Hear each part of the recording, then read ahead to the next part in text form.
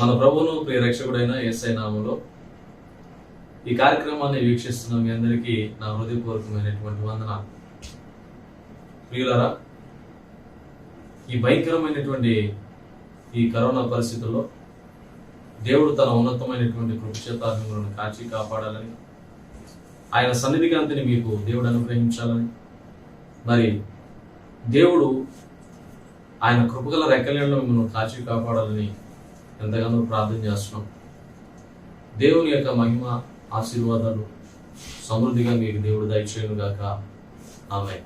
కొద్ది నిమిషాలు మనం దేవుని యొక్క వాక్యాన్ని విందాం. యూదా రాసినటువంటి 23వ వచనం. అగ్నిలో నుండి లాగినట్టు కొందరిని రక్షించుడి, శరీర సంబంధమైన వారి అపవిత్ర ప్రవర్తనకు ఏమాత్రము ఒప్పుకొనక దానిని అసహించుకొనుచు భయముతో కొందరిని రక్షించుడి. ఈ వాక్యాన్ని మనం పరిశీలన చేసినట్లయితే శరీర సంబంధమైన వారి అపవిత్ర ప్రవర్తనకు ఏమాత్రము ఒప్పుకోవద్దని దేవుని యొక్క వాక్యం మనిషికి స్పష్టంగా సెలవిచ్చింది. చూడండి, దేవుడు మనిషికి 2 రకాలైనటువంటి శరీరాలు ఇస్తాడు. ఒకటి ప్రకృతి సంబంధమైనటువంటి శరీరం, రెండవది ఆత్మ సంబంధమైనటువంటి శరీరం. అయితే ఈ ప్రకృతి సంబంధమైన శరీరంతో మనిషి చేసేటువంటి ప్రతి పాపానికి మనిషి ప్రాయశ్చిత్తం చేసుకోవాల్సి ఉంటుంది. ఈ ప్రకృతి సంబంధమైన శరీరం చేసేటువంటి పనిని బట్టే ఆత్మ సంబంధమైనటువంటి శరీరం అది అగ్నిలో వేయబడ్డమా లేకపోతే పరలోక రాజ్యంలోనికి చేర్చబడ్డమా, ఈ 2 విషయాలలో ఏదో తేలిపోతుంది. అందుకనే ప్రతి వారు కూడా గుర్తుంచుకోవాల్సింది ఏంటంటే, ఈ ప్రకృతి సంబంధమైనటువంటి శరీరంతో అపవిత్రమైనటువంటి కార్యకలాపాలు చేసే మనుషులు చాలా మంది ఉన్నారు. ఈ ప్రకృతి సంబంధమైన శరీరం మనుషుల్ని అపవిత్రత వైపు ఈడ్చివేస్తుంది. రకరకాలైనటువంటి శరీర కోరికలకు మనిషిని లాక్కుని వెళ్ళిపోతుంది. ఈ కోరికల్లో మనిషి జీవించకుండా ఉండాలనంటే, అపవిత్రతలతో మనిషి జీవించకుండా ఉండాలనంటే, ఆ వ్యక్తి దైవజనుడు చెప్పిన మాట ప్రకారం, దేవుడు చెప్పినటువంటి మాట ప్రకారం జీవించాలి. దేవుని వాక్యం ఏది బోధిస్తుందో ఆ వాక్యానుసారంగా మనిషి నడవడానికి తనను తాను సిద్ధపరచుకోవాలి. చూడండి, కొంతమందిని అగ్నిలో నుండి బయటకు లాగినట్లుగా మీరు కొంతమందిని రక్షించడానికి మీ ఆత్మీయ జీవితాన్ని నిత్యము మన్నించుకుంటా ఉండండి. చాలా మంది శరీరంలో కోరికలను రగిలించుకుంటారు, కానీ ఆత్మ సంబంధమైనటువంటి ఉద్యమాన్ని శరీరానికి కలిగి చేయాలని, ఆత్మ సంబంధంగా దైవవాక్యాన్ని శరీరానికి అందచేయాలని, ఆత్మ సంబంధంగా ఈ శరీర సంబంధమైనటువంటి శరీరానికి దైవాలోచనలు కలుగునట్లుగా దైవవాక్యాన్ని ఇవ్వాలనే ఆలోచన వారికి రావట్లా. అందుకని చాలా మంది అపవిత్ర ఆత్మతో నడిపించబడుతూ ఉన్నారు. దేవుని యొక్క వాక్యము బయలువెళ్ళినప్పుడు ప్రతి హృదయంలో కూడా వెలుగు కలుగుతుంది, ప్రతి జీవితంలో కూడా అద్భుతం జరుగుతుంది. మార్పు రావాలి అనంటే యేసయ్యని నమ్మాలి. మనుషుల హృదయాలు మారాలి అనంటే యేసయ్యని నమ్మాలి. చాలా మంది జీవితాలు మారాలి అని ఆశ ఉంది, కానీ మార్పు చెందలేకపోతారు. పాపం వలన వచ్చు జీతం మీద అది అనుభవిస్తూ ఉన్నారు. త్రాగుబోతైనటువంటి వాడు 24 గంటలు త్రాగి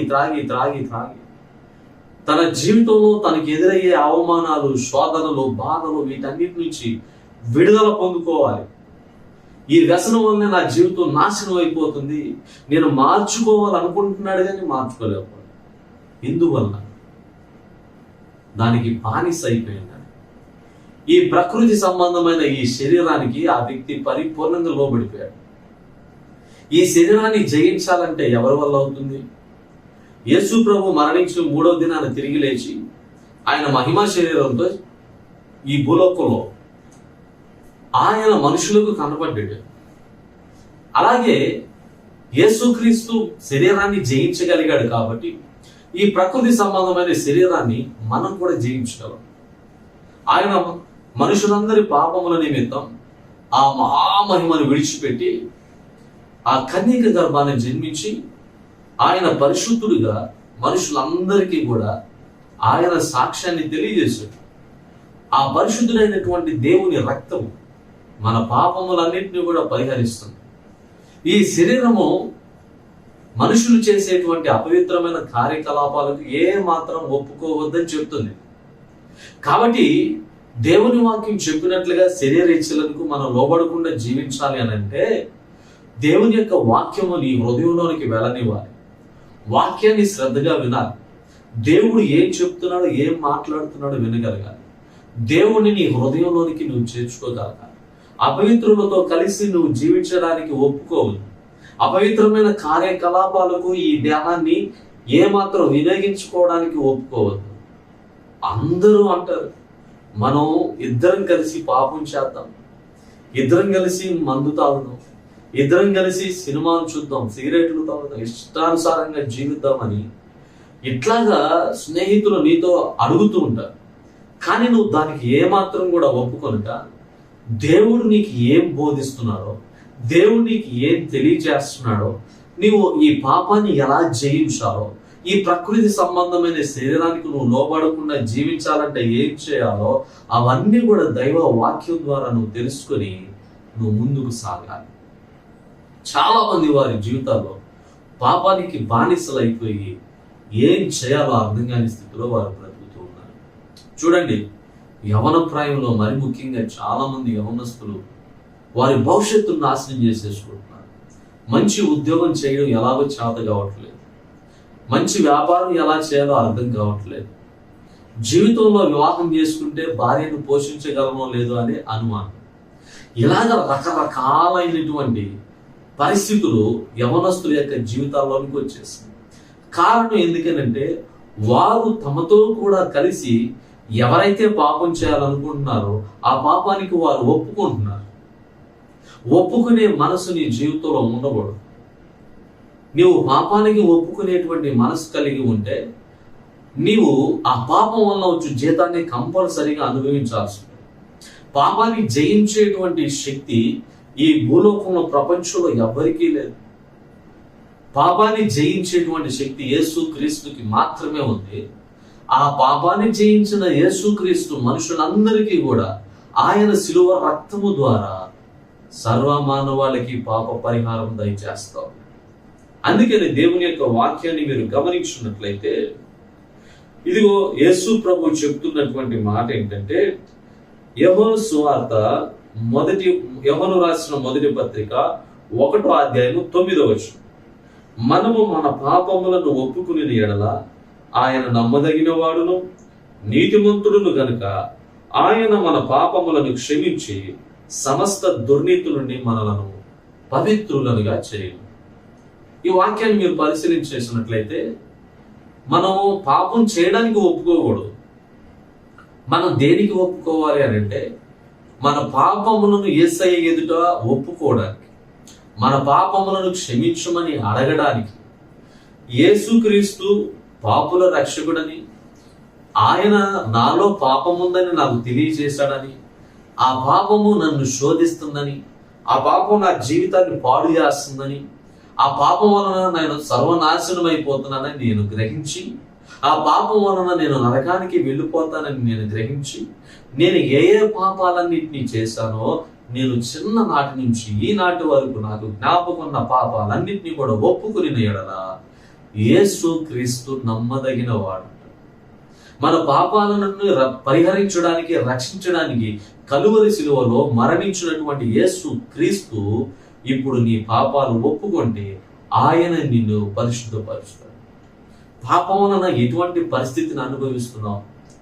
నీవు నశించిపోవాలనుకుంటున్నావు, నీవు ఆత్మహత్యకు ప్రయత్నిస్తావు, నువ్వు ఇంకా ఈ జీవితం చాలని అనుకుంటావు, ఎందుకు బ్రతకాలి ఇలాంటి బ్రతుకు అనుకుంటావు, ఇక నేను నాకున్న అనారోగ్యాన్ని బట్టి నేను ఇక చనిపోతున్నాను అనుకుంటాను, ఇక నేను ఇలాంటి బాధలు భరించలేను అనుకుంటాను. ఇలాంటి పరిస్థితుల్లో నీకున్నటువంటి పాపాలన్నింటినీ కూడా నువ్వు ఒప్పుకొని ఎడలా దేవుడు నీకు నెమ్మదినిస్తాడు, మనశ్శాంతినిస్తాడు, నీకు సమాధానాన్ని కలిగజేస్తాడు. నీ జీవితంలో నీకున్నటువంటిది దురాలోచనలన్నింటినీ తీసివేస్తాడు. ఆయన పరిశుద్ధపరుస్తాడు. ఆయన నీ పరిస్థితిని అంతటినీ కూడా నిదానించి చూసే దేవుడు. యేసుక్రీస్తు మాట్లాడేటువంటి దేవుడు కనుక నీతో మాట్లాడి నీకు నెమ్మదిని కలుగజేస్తాడు. యేసు ప్రభు అంటున్నాడు కదా, నువ్వు నమ్ము, యేసుక్రీస్తు దేవుడని నువ్వు నమ్ము, విశ్వసించు, ఆయన యందు విశ్వాసముంచి నీ పాపములన్నీ ఒప్పుకొని ఎడల ఆయన పరిశుద్ధుడు గనుక, నమ్మదగిన దేవుడు గనుక నీ పాపములన్నిటి నుంచి కూడా ఆయన విడుదలిచ్చేటువంటి దేవుడు. యేసుక్రీస్తు ఎందుకు మరణించాడండి? యేసుక్రీస్తు మరణానికి ఎందుకు ఒప్పుకున్నాడండి? ఆయన మహామహిమలో కోటాను కోట్ల దూతల మధ్య గాన ప్రతిగానాలు అందుకునే దేవుడు కదా. ఆ మహామహిమను విడిచిపెట్టి ఎందుకు వచ్చాడండి? నిన్ను పరిశుద్ధపరచడానికి, నీ జీవితాన్ని మార్చడానికి. నిన్ను ప్రేమించాడు కనుక నీ పరిస్థితిని మార్చాలని దేవుడు ఎంత శ్రమను అనుభవించాడు. కాబట్టి గమనించు, యేసుక్రీస్తుని సొంత రక్షకుడిగా స్వీకరించి ఆయన ఎదుట నీ పాపములన్నీ ఒప్పుకో. నువ్వు పశ్చాత్తాపడాలి. నీ హృదయం వేదనతో నిండి ఉంది, నీ హృదయం బాధతో ఉంది. యేసయ్య ఎదుట మోకరించి, ప్రభా నేను ఘోరమైన పాపంలో ఉన్నాను, ఈ పాపం నుంచి నన్ను విడిపించు నాయనా, నన్ను పరిశుద్ధపరచు నాయనా, నాకు మరొక జీవితం నాకు దయచేయి నాయనా, నా పరిస్థితులన్నింటినీ మార్చు నాయనా. నువ్వు ఎప్పుడైతే దేవుణ్ణి అడుగుతావో దేవుడు నీ పరిస్థితిని మార్చుతాడు. అక్కడ స్పష్టంగా రాశాడు, మన పాపములను క్షమించి సమస్త దుర్నీతి నుండి మనలను పవిత్రులనుగా చేయి. మనుషులను పవిత్రులుగా చేసే శక్తి యేసు ప్రభుకి ఉంది. ప్రపంచంలో ఎంతో మంది సేవకులండి ఈ రోజున వారి పాపాలన్నీ ఒప్పుకొని పరిశుద్ధపరుచుకొని యేసుక్రీస్తు దేవుడని వాడు యేసుని అంగీకరించి నడుస్తూ ఉన్నారు సొంత రక్షకుడు. ఎందుకనంటే వారి పాపాలన్నీ కూడా దేవుడు పవిత్రపరిచాడు. ఒకప్పుడు ఎంతో దుర్నీతిలో జీవించారు వారు, ఎంతో ఘోరమైన పాపాలు చేశారు వారు. ఒక్కొక్క దైవజనుడి యొక్క జీవితంలో మనం పరిశీలన చేసినట్లయితే వారు చేసినటువంటి ఘోరాతి ఘోరాలు పాపాలు మనం తలంచుకుంటే ఎంతో భయంకరంగా ఉంటాయి వారి సాక్ష్యాలు. అలాంటి ఘోరమైన పాపిని మార్చాడు దేవుడు యేసుక్రీస్తు. అలాంటి ఘోరమైనటువంటి వ్యక్తుల జీవితాలను మారుస్తాడు యేసుక్రీస్తు అని వారు గ్రహించారు. దేవుని యందు విశ్వాసం ఉంచాడు. దేవుడు పరిశుద్ధుడు. నీ బ్రతుకుని మార్చేవాడు, నీ స్థితిగతులను మార్చేవాడు. ఎంతకాలం నీ జీవితంలో నువ్వు వ్యసనాలకి బానిసలైపోయి జీవిస్తావు? ఎంతకాలం నువ్వు ఆ త్రాగుడికి లోబడి నీ జీవితాన్ని నాశనం చేసుకుంటావు? ఎంతకాలం వ్యభిచారంలో జీవిస్తావు? ఎంతకాలం నీ కుటుంబాన్ని నాశనం చేసేసుకొని బ్రతుకుతావు? ఆలోచించండి. యేసుక్రీస్తు గొప్ప దేవుడు అని నమ్మండి, విశ్వాసం ఉంచండి. నువ్వు పాపం చేయడానికి ఈ ప్రకృతి సంబంధమైన శరీరాన్ని పాపులతో కూడా కలిసి బ్రతకడానికి నువ్వు ఒప్పుకోవద్దు. అపవిత్రులతో కూడా కలిసి బ్రతకడానికి ఒప్పుకోవద్దు. పరిశుద్ధులుగా జీవించడానికి, నీతిమంతులుగా బ్రతకడానికి, యథార్థవంతులుగా బ్రతకడానికి ఎవరైతే నిన్ను ప్రేరేపిస్తున్నారో ఆ యేసుక్రీస్తుని సొంత రక్షకుడిగా స్వీకరించు. దేవుని యొక్క వాక్యం స్పష్టంగా చెప్తుంది. చూడండి, హెబ్రీయులకు రాసిన పత్రిక 13వ అధ్యాయం 15వ వచనంలో మనం చూసినట్లయితే, ఆయన ద్వారా మనము దేవునికి ఎల్లప్పుడూ స్తుతియాగము చేయదుము, అనగా ఆయన నామమును ఒప్పుకొనుచు జిహ్వా ఫలమును అర్పించాము. యేసుక్రీస్తుని మనము సొంత రక్షకుడుగా స్వీకరించిన తర్వాత ఎల్లప్పుడూ కూడా మనము ఆయనకి స్తుత్యాగము చేయొచ్చు. అనగా ఆయన నామమును మనం ఒప్పుకోవాలి. నేను యేసు ప్రభువును నమ్ముకున్నానండి, దేవుడు నా పాపాలన్నీ క్షమించాడండి, నన్ను పరిశుద్ధుని చేశాడండి, నా బ్రతుకుని మార్చాడండి అని మనం జిహ్వా ఫలం అర్పించాలి. నా దేవుడు నా జీవితాన్ని మార్చగలిగినటువంటి, నా దేవుడు నా పరిస్థితిని మార్చాడు.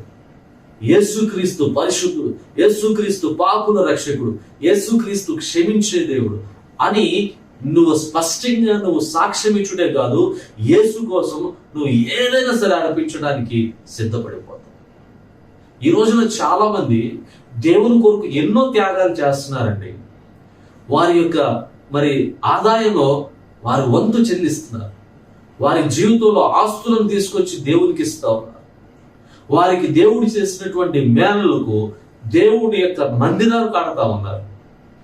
దేవుడు చేసినటువంటి అద్భుతాలకి దేవునికి ఎన్నో చెల్లిస్తూ ఉన్నారు. ఎంతో మంది దైవ సేవకులు వారి జీవితాలను దేవుని కొరకు నవ్వుతూ ప్రాణార్పణంగా పోసేస్తారు. వాళ్ళ ప్రాణాలు సైతం లెక్క చేయకుండా దేవుని కొరకు ప్రాణాలు ఇచ్చేస్తూ ఉన్నారు. ఎంతగా వారు చేయగలుగుతున్నారంటే కారణం ఏంటంటే యేసులో ఉన్నటువంటి ప్రేమ. ఆ ప్రేమకు వారు స్తుతులు అర్పిస్తూ ఆ మహిమను పొందుకుంటూ ఈ ప్రకృతి సంబంధమైనటువంటి ఈ శరీరాన్ని జయించి పరిశుద్ధత కలిగి నీతి కలిగి యేసు పరిశుద్ధుడని ఒప్పుకొనుచు ఆ పరిశుద్ధతలో ఉన్న మహిమను వారు కలిగి జీవిస్తూ పరిశుద్ధతను అనుభవిస్తూ ఈ రోజున ప్రతి ఒక్కరు కూడా మాకు ఆ మహిమ కావాలి, ఈ శరీరం మాకు అవసరం లేదని ప్రాణాలను సైతం లెక్క చేయకుండా జీవిస్తున్నారు. అనేక మంది రంపాలతో కోయబడ్డారండి. అనేక మంది తారు డబ్బాల్లో కాల్చబడ్డారండి. అనేక మంది సింహాల నోటికి అప్పగించబడ్డారండి. అనేక మంది మొసళ్ళ నోటికి అప్పగించబడ్డారండి. అనేక మంది కత్తులతో పొడవబడ్డారండి. ఎంతో భయంకరంగా చనిపోయారండి యేసయ్య కోసం. ఎందుకు వీళ్ళు నవ్వుతూ హాయిగా ప్రశాంతంగా దేవుని కొరకు వీళ్ళు ప్రాణాలు అర్పిస్తున్నారంటే యేసు ప్రభువులు ఉన్నటువంటి ఆ గొప్ప మహిమ వారికి కావాలని కోరుకుంటున్నాను. నేను దేవుళ్ళలో మిళితమైపోవాలి. నా శరీరము దేవునితో ఐక్యపరచబడాలి. ఈ ప్రకృతి సంబంధమైన ఈ శరీరము నాలో నుంచి తొలగిపోయి ఆత్మ సంబంధమైనటువంటి శరీరాన్ని నేను ధరించుకొని ఇప్పుడు మహామహిమతో దేవుని రాజ్యంలో యుగ యుగాలు జీవించాలి అని తృష్ణ కలిగి ఉన్నారు. వారు సత్యాన్ని గ్రహించారు. నిజదేవుడే రక్షకుడు, నిజదేవుడు యేసు ప్రభు నా తండ్రి అయిన దేవుడు, నన్ను సృష్టించిన వాడు, జీవం కలిగిన యేసు క్రీస్తుని వాళ్ళు గ్రహించారు కనుక ఆ గ్రహింపును బట్టి దేవుని కొరకు వాళ్ళు ప్రాణాలు అర్పించేస్తున్నారు. కనుక ఆలోచించాలి. క్షణికమైనటువంటి సుఖాల కోసం, తుచ్చమైనటువంటి అభిలాషల కోసం మనుషులు ఈ లోకంలో పరుగులెడుతూ ఉన్నారు. మీరు దేవుని యొక్క వాక్యాన్ని గమనించినట్లయితే హెబ్రీయులకు రాసినటువంటి పత్రిక 11వ అధ్యాయం 26వ వచనంలో ఫరో కుమార్తె యొక్క కుమారుడని అనిపించుకున్నట్టుకు ఒప్పుకొనలేదు కానీ అతడు ప్రతిఫలముగా కలుగబోవు బహుమానమందు దృష్టించును. ఇది మోషే యొక్క చరిత్ర. మోషేని దేవుడు ఒక ఉన్నతమైనటువంటి స్థానంలో నిలబెట్టాడు. అతనికి కావలసినటువంటి వజ్రాలు, వైడూర్యాలు, బంగారము, వెండి, నగలు, అష్టైశ్వర్యాలన్నీ కూడా ఇచ్చాడు. ఎంతో గొప్ప అధికారం ఇచ్చాడు. రాజరిక విలువలన్నీ కూడా ఇచ్చాడు. ఇంత గొప్ప విలువలు కలిగి జీవించాల్సినటువంటి ఆ మోషే అవన్నీ కూడా నాకు వద్దని చెప్పేసి ఫరో యొక్క కుమారుడిగా ఉండుట తనకి ఏ మాత్రం కూడా ఇష్టం లేదు. ఏ మాత్రం కూడా తనకి ఇష్టం లేదు. తన జీవితంలో తను దేవుని యొక్క బిడ్డగా జీవించడానికి ఇష్టపడ్డాడు. అక్కడ స్పష్టంగా రాశాడు, కలుగబోవు బహుమానము యందు దృష్టించాడు. ఫరో కుమార్తె యొక్క కుమారుడని అనిపించుకోవడానికి ఏ మాత్రం కూడా ఇష్టపడ్డాడు. నాకు వద్దండి, ఈ ఐశ్వర్యం వద్దండి, ఈ అంతస్తులు వద్దు, ఈ భోగభాగ్యాలు నాకొద్దు, నాకు దేవుడు కావాలి అని ఆశపడ్డాడు. చూడండి, మోషే అంతటి వాడే తనకిచ్చినటువంటి గొప్ప ఆస్తుల్ని కాదనుకున్నాడు, గొప్ప అంతస్తుని కాదనుకున్నాడు. దేవుడే తన సర్వస్వం అని భావించాడు. సామెతల గ్రంథంలో స్పష్టంగా రాశాడు, వాళ్ళు అంటారు మన ఇద్దరికి సంచి ఒకటే వండును కాబట్టి మనం పాపం చేద్దాం రమ్మని పిలుస్తారు. దానికి ఒప్పుకోవద్దు. ఇచ్చకమునాడు స్త్రీతో జాగ్రత్తగా ఉండమని స్పష్టంగా సొలొమోను చెప్పాడు. జాగ్రత్త. నీతో ఎక్కువగా మాట్లాడేటువంటి, ఇచ్చకములు మాట్లాడేటువంటి, నీకు ఇష్టమైన మాటలు మాట్లాడేటువంటి వ్యక్తులతో జాగ్రత్త. దేవుని వాక్యము కఠినంగా నీకు అనిపించినా సరే నీ జీవితంలో మార్పు కొరకు దేవుని యొక్క వాక్యాన్ని ధ్యానించు. దేవుని వైపు చూడు. దేవుని సన్నిధిలో నువ్వు నిలిచి ఉండు.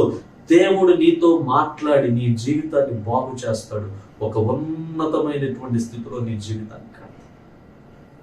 మర్చిపోవద్దు. క్షణికమైనటువంటి సుఖం కోసం పరిగెత్తవద్దు. క్షణికమైనటువంటి ఆవేశంలో నిర్ణయాలు తీసుకోవద్దు. నీ జీవితం దేవుని ఎదుట యథార్థమైనదిగా, నీతి కలిగినదిగా ఉండినట్లుగా నిన్ను నువ్వు సిద్ధపరచుకో. యేసుక్రీస్తు గొప్ప దేవుడు. ఆయన పరిశుద్ధపరచువాడు. నీకు సంపూర్ణమైనటువంటి బహుమానం ఇచ్చువాడు. నీ పాపాలను క్షమించి పరిశుద్ధపరచువాడు కనుక దేవుని వాక్యమైన నీ జీవితాన్ని మార్చుకో. ప్రభు నిన్ను దీవిస్తాడు. నీ కొరకు నేను ప్రార్థన చేస్తాను. కళ్ళు మూసుకోరని ఏకీభవించండి. ప్రభు పరిశుద్ధుడు. ఆయన జీవితాలను మార్చేవాడు కనుక జీవితాలను మార్చే యేసుక్రీస్తు యొక్క మహిమను నువ్వు పొందుకోవడానికి నీ ప్రకృతి సంబంధమైన శరీరం శిథిలమైనప్పుడు ఆత్మ సంబంధమైన శరీరం, మహిమ శరీరాన్ని నువ్వు ధరించుకొని ఆయన రాజ్యంలో ప్రవేశించడానికి నిన్ను నువ్వు సిద్ధపరచు. ఇకనైనా మారు. ఈ రోజు నుంచి మారు. నీ బ్రతుకుని మార్చు. ప్రార్థన.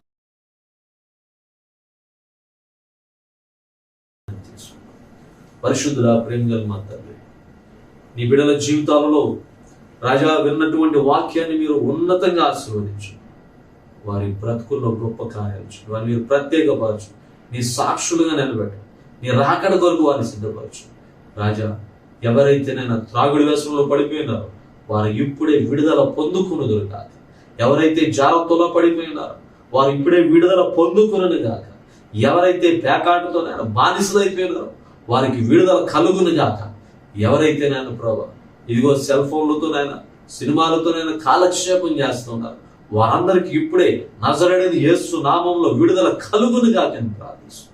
కుటుంబాలు పాడైపోయినటువంటి ప్రతి వ్యక్తి జీవితంలో అద్భుతమైన దైవ కార్యం జరుగును గాక. వారి కుటుంబాలు కట్టబడును గాక. వారి జీవితాలు నీ కొరకు సాక్షులుగా బ్రతుకును గాక. ఇదిగో తండ్రి నాయన, అయ్యా ఏం చేయాలో, ఏ ఉద్యోగం చేయాలో, ఏ పని చేయాలో, ఎలా బ్రతకాలో అని అదిగో తండ్రి నాయన, నిరీక్షణ లేనటువంటి యవనస్తుల బ్రతుకుల్లో గొప్ప నిరీక్షణ కలుగును గాక అని ప్రార్థిస్తున్నాను. నీ మహిమ నింపడినైనా అనారోగ్యంతో బాధపడుతున్నానైనా, ఎంతో భయంకరమైన వైరస్లు వేధిస్తున్నాయన, ఆ కరోనా వైరస్ ప్రభావం అదివతని వారి జీవితాలలో నా తండ్రి సంపూర్ణంగా తొలగిపోవును గాక. కరోనా వైరస్ ప్రభావం నుంచి విడుదల కలుగును గాక నా తండ్రి. రాజా, ఇదిగో నా తండ్రి, ఎంతమంది అయితే బలహీనులైనారు వారందరికీ ఇప్పుడు విడుదల దయచు. విమోచన కార్యం జరిగించిన ఈ ప్రార్థనతో ఏకీభవించిన ప్రతి బిడ్డ జీవితంలో అద్భుతం జరిగించు. యేసు నామమున అడుగుచున్నాను పరమ తండ్రి, ఆమేన్.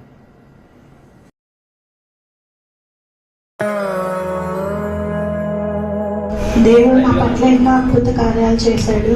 మొన్న గురువారం నా భర్త ముగ్గురు కారులో కలిసి వెళ్ళారు. అయితే వాళ్ళిద్దరికి కరోనా వచ్చింది. అయితే దాంట్లో ఒక ఆయన చనిపోయాడు. దాంట్లో ఒక ఆయనకేమో ట్రీట్మెంట్ చేసుకొని ఇంటికి ఉంటున్నాడు. కానీ నా భర్తకి డౌట్ వచ్చింది. కానీ కరోనా వచ్చే ట్రీట్మెంట్ ఏం లేవు కానీ ఆయనకి డౌట్ వచ్చింది.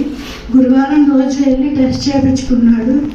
దేవుడు, నేనైతే అనుకున్నా, దేవ తండ్రి, నెగిటివ్ వస్తే నీ సన్నిధిలో సాక్ష్యం చెప్పుకుంటాను. నా భర్తకు తండ్రి అయ్యా, ఆయన తప్ప మరి ఏది లేదు నాయన తండ్రి. నా బిడ్డలు కూడా ఎంతగానో బాధపడుతున్నాను. దేవుడు నా పట్ల ఎంత అద్భుత కార్యం చేశాడు. శనివారం రోజు రిపోర్ట్ వచ్చింది, నెగిటివ్ అని వచ్చింది.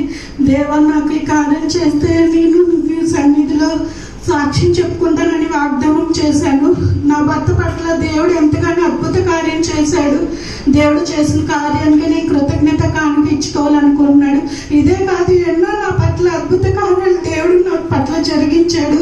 నేను ఎన్నో సాక్ష్యం చెప్పుకోవాలనుకున్నాను, కానీ దేవుడు నన్ను ఇట్లా నిలబెట్టాడు. కానీ దేవుడు నాకు చేసిన కార్యానికి నేను కృతజ్ఞతాస్తుతులు చెల్లించుకున్నాను. నా భర్త పట్ల దేవుడు ఎంతగానో కార్యం చేసినందుకు దేవుడు కృతజ్ఞతాస్తుతులు చెల్లిస్తున్నాను. అలాగే నా భర్త కూడా మారి దేవుడి సన్నిధికి రావాలని మీరు అందరూ ప్రతిరోజు ప్రార్థించమని కోరుకుంటున్నాను. ఈ చిన్న సాక్ష్యం దేవుడు దీవించును గాక.